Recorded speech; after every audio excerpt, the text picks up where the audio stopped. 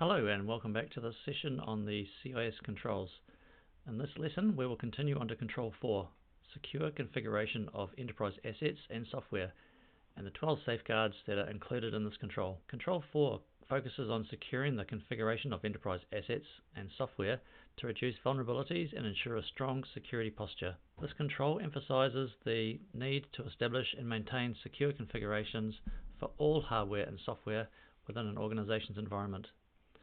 It involves the organized implementation of security baselines, regular reviews, and updating configurations to align with industry best practices, reducing the potential for security breaches. Securing the configuration of enterprise assets and software is crucial because misconfigured systems are a major entry point for attackers. A single vulnerable device or improperly configured application can provide an attack vector for malicious actors, leading to data breaches, malware infections, and other cyber incidents. Let's start learning about each of these safeguards within Control 4. Safeguard 4.1. Establish and maintain a secure configuration process. This falls within the Govern Security function and is within Implementation Group 1. Safeguard focuses on the establishment and maintenance of a secure configuration process to ensure that all hardware and software within an organization are securely configured. This process involves creating and maintaining baseline configurations for systems and applications, establishing secure configuration policies, and regularly updating those configurations to address new security threats or vulnerabilities. It includes setting standards for hardening devices, operating systems, and software to minimize potential risks, as well as defining procedures for testing, verifying, and documenting configurations. The key components of the safeguard include 1. Creating security baselines. Developing secure configuration baselines for systems and software based on industry standards and best practices. 2. Configuration management. Ensuring that configuration changes are tracked, validated, and controlled throughout the lifecycle of the systems and applications. 3.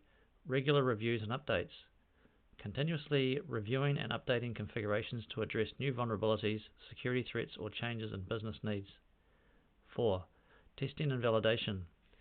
Ensuring that configurations are regularly tested and validated to confirm they meet security standards before being deployed. Why is the safeguard important? Establishing and maintaining a secure configuration process is critical because improperly configured systems and software are often a leading cause of security vulnerabilities and data breaches.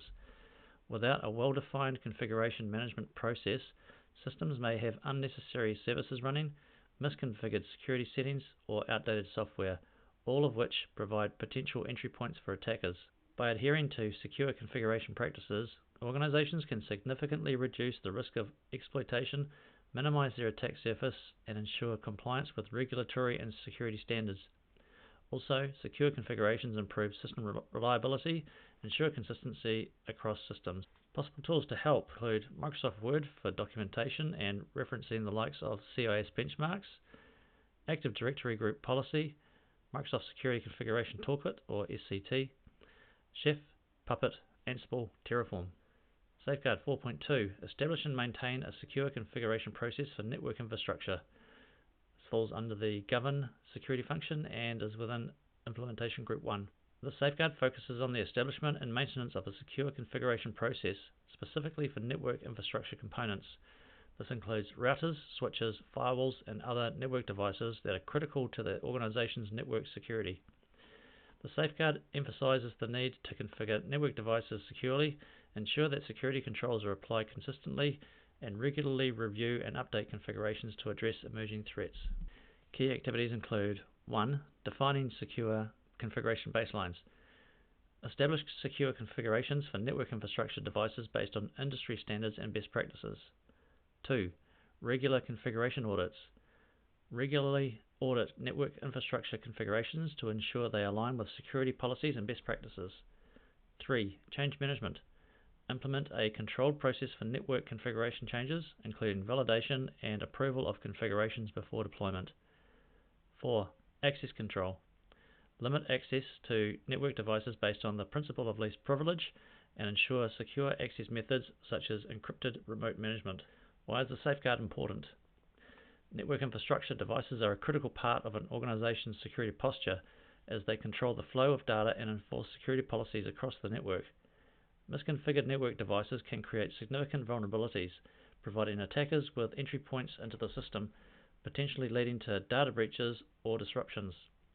By establishing and maintaining a secure configuration process for network infrastructure, organizations can ensure that these devices are configured to prevent unauthorized access, enforce security controls, and mitigate network-based threats. A robust configuration management process also ensures that network infrastructure devices are regularly reviewed for compliance with security standards, vulnerabilities are promptly addressed, and the network is protected from evolving threats. This helps reduce the risk of network breaches, improves operational reliability, and ensures compliance with relevant regulations and security standards. Possible tools to help include 1. Network security policy. This sets up the overarching requirements for protecting the organization's network, including configuration standards. There's a link provided here for Heimdall Security for a sample network security policy. 2. Secure configuration baseline documents. Defines approved configurations for routers, switches, firewalls, and wireless devices. For example, disable unused ports, strong encryption. These can be based on CIS benchmarks. 3. Firewall and router configuration standards.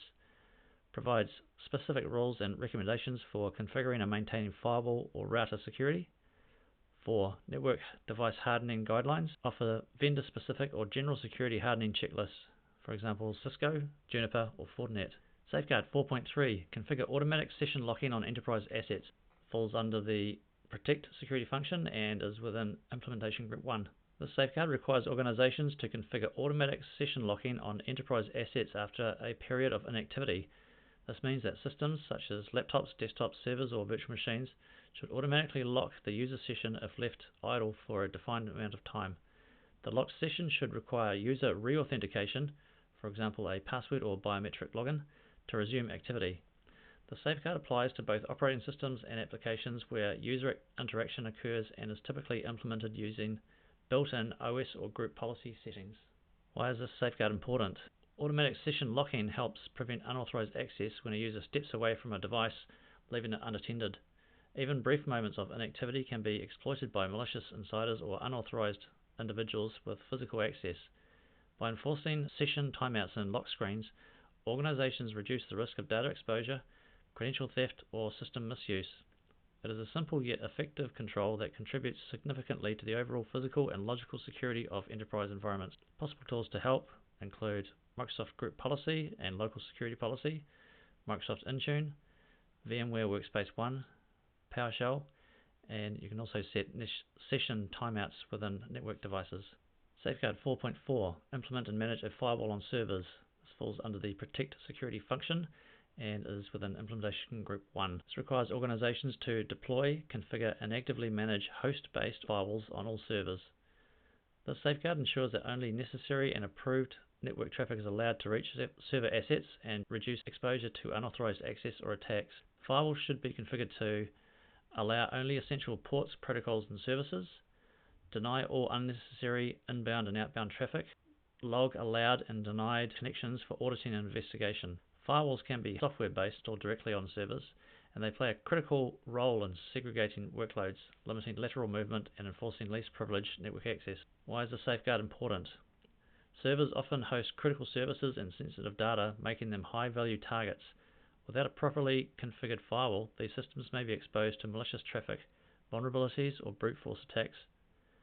Implementing and managing firewalls helps control network access, block unauthorized connections, and detect suspicious activity.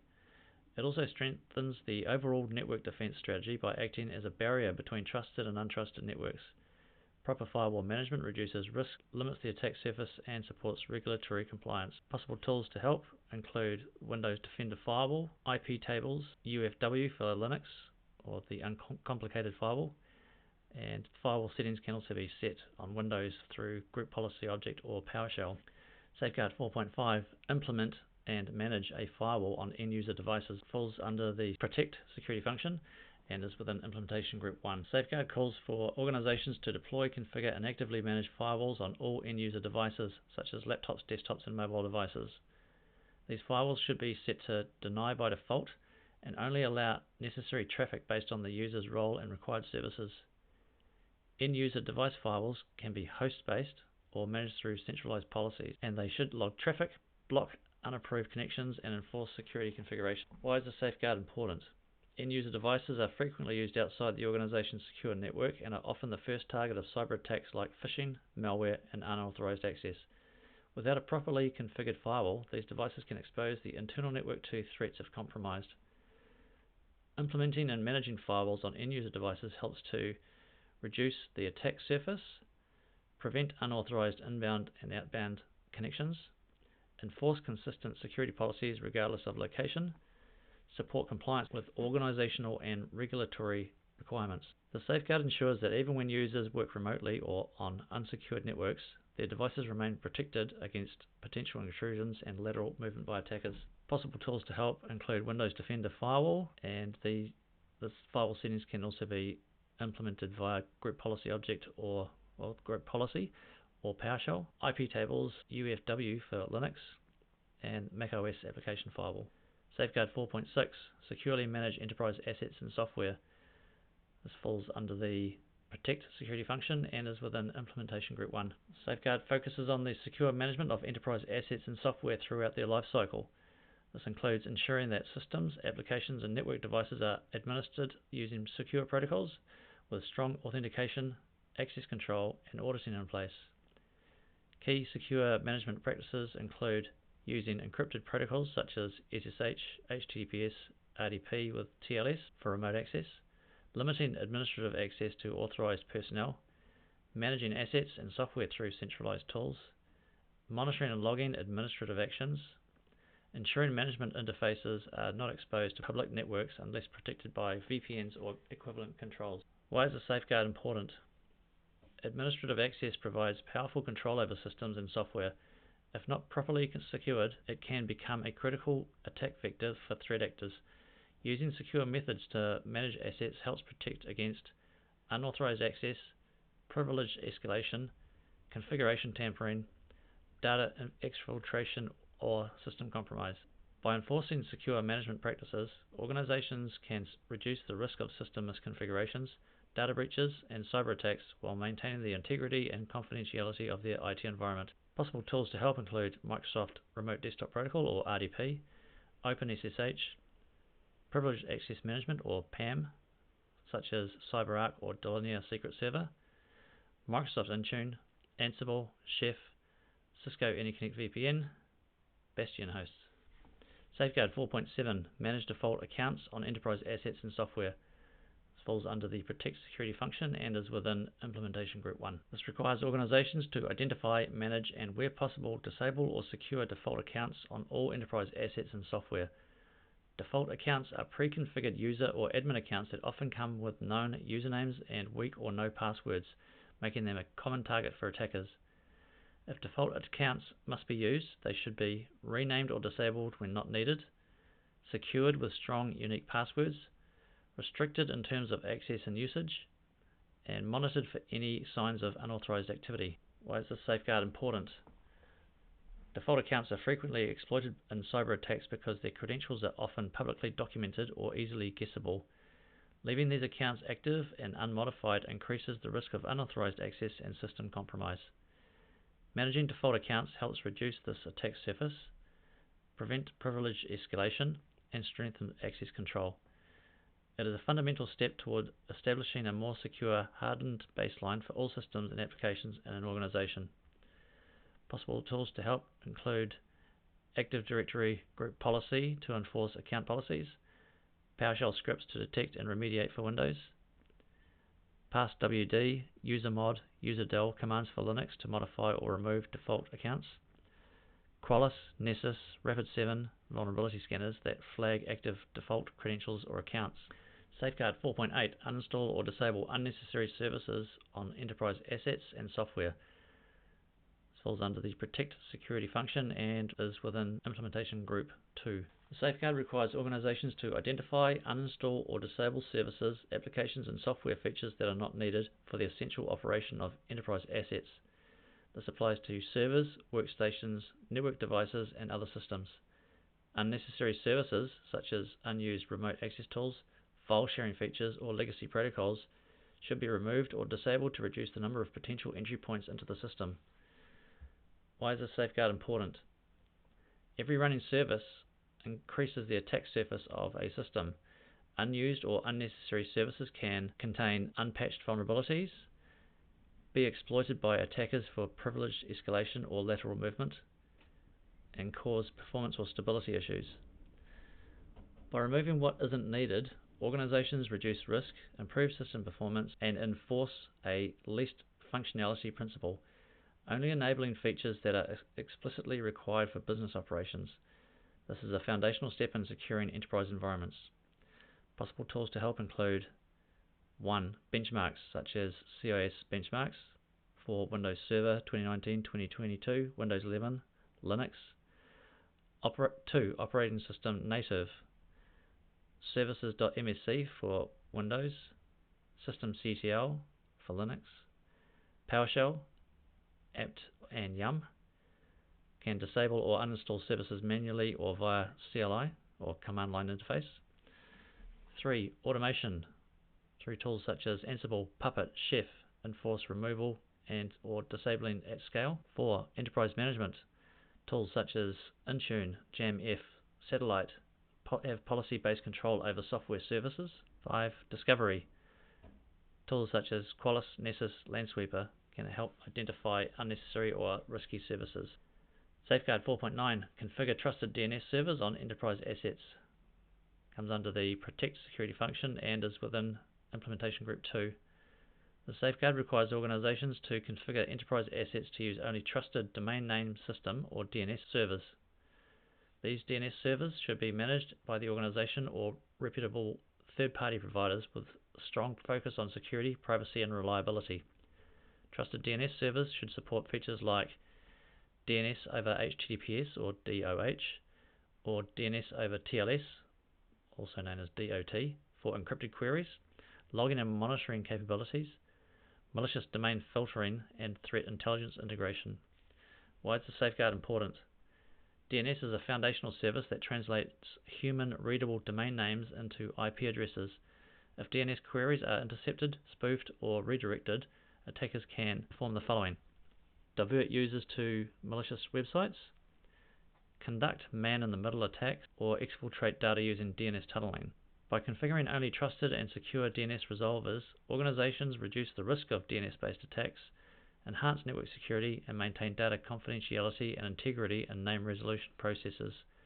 The safeguard helps ensure users and systems are connecting to legitimate destinations. Possible tools to help include 1. OS configuration using GPO, PowerShell, Network Manager, JamF. 2. Network enforcement using DHCP config, firewalls, or network access control. 3. Secure DNS providers such as Quad9, Cloudflare, Google DNS, Cisco Umbrella. 4. Enterprise DNS tools such as Infoblox, BlueCat, and Microsoft DNS. Safeguard 4.10 enforce automatic device lockout on portable end-user devices. This falls under the Protect security function and is within Implementation Group 2. The safeguard requires organizations to configure portable end-user devices like laptops, tablets, and smartphones to automatically lock after a period of inactivity. This lockout should require user authentication, for example password, PIN, biometric, to regain access. The automatic lockout should be enforced consistently across devices using mobile device management or MDM tools, group policies, or endpoint configuration settings. Typical inactivity thresholds range from 5 to 15 minutes depending on risk tolerance and use case. Why is the safeguard important? Portable devices are more likely to be lost, stolen, or left unattended, increasing the risk of unauthorized access to sensitive data and systems. Enforcing automatic device lockout 1. Reduces the window of opportunity for someone to access the device without permission. 2. Protects sensitive information when a user is away. 3. Helps maintain compliance with data protection regulations and organizational policies. Possible tools to help include OS settings found in Group Policy for Windows, System Preferences under macOS, GNOME KDE for Linux. These configure local screen lock and timeout policies. MDM platforms such as Intune, JamF, Workspace ONE, Meraki provide centralized enforcement of lockout across devices, and security suites such as Sophos, CrowdStrike, Bitdefender integrate lockout with endpoint protection policies. Safeguard 4.11 Enforce remote wipe capability on portable end-user devices. Comes under the Protect Security function and is within Implementation Group 2. The safeguard requires organizations to enable the ability to remotely wipe data from portable end-user devices such as laptops, tablets, and smartphones. This ensures that if a device is lost, stolen, or compromised, sensitive organizational data can be securely erased even if the device is not physically recovered. Remote wipe functionality can be enforced through mobile device management or MDM solutions or enterprise endpoint protection platforms, and it should be tested periodically to ensure effectiveness. Why is the safeguard important? Portable devices are at higher risk of being misplaced or stolen. Without remote wipe capabilities, these devices could provide attackers with direct access to sensitive data, credentials, or internal systems. Enabling remote wipe helps prevent unauthorized data access, support incident response and recovery, maintain regulatory compliance for data protection. Possible tools to help include Microsoft Intune, JamF Pro, VMware Workspace ONE, Cisco Meraki System Manager, and Apple Business Manager plus MDM. Safeguard 4.12 Separate enterprise workspaces on mobile end-user devices. Comes under the Protect Security function and is within Implementation Group 3. The safeguard recommends that organizations separate enterprise data and applications from personal data on mobile end-user devices, such as smartphones and tablets. This can be achieved by using containerization or virtualization technologies that create isolated workspaces for business applications, ensuring that work-related data is separated from personal data. MDM or Enterprise Mobility Management EMM solutions can enforce the separation. Examples of separation methods include work profiles on Android and iOS devices, mobile app containers that isolate enterprise apps from personal ones, virtual environments that separate business functions from personal use. Why is the safeguard important? Mobile devices are often used for both work and personal purposes, and especially where organizations allow bring your own devices or BYOD. This increases the risk of data leakage, unintentional sharing, or malicious access if enterprise data is not properly separated from personal data. Enforcing separate workspaces helps protect sensitive business data by ensuring it remains isolated from personal apps, which may not be as secure. Enhance user privacy by preventing the enterprise from accessing personal data. Reduce the impact of data breaches on both corporate and personal information.